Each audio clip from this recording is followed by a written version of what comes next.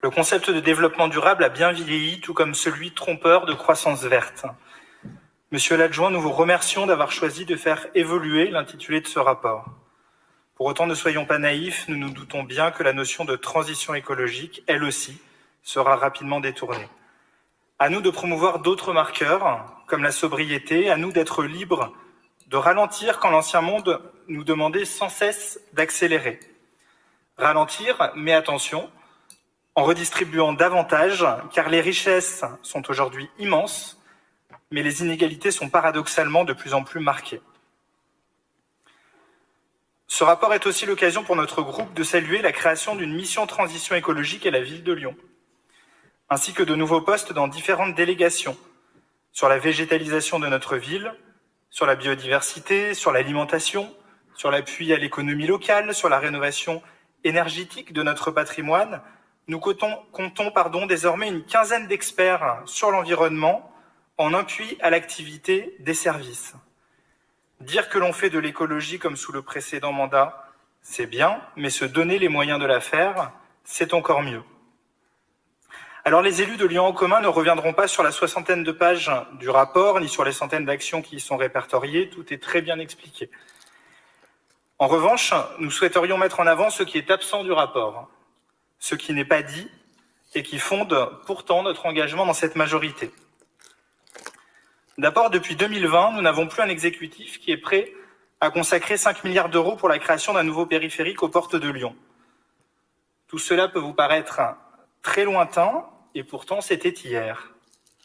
Désormais, des millions d'euros sont réaffectés au développement des transports en commun et notamment au désenclavement des quartiers populaires à l'est.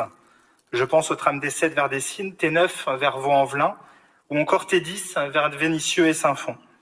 Je pense aussi à la nouvelle tarification des TCL, immédiatement instaurée pour les jeunes et les personnes en précarité, même si, au sein de notre groupe, nous défendions pour notre part la gratuité du réseau urbain.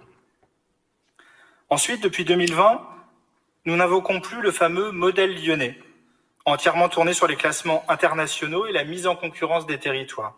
Il y a peu, il était encore question d'absorber les entreprises et les populations des villes voisines de manière à faire ruisseler les richesses.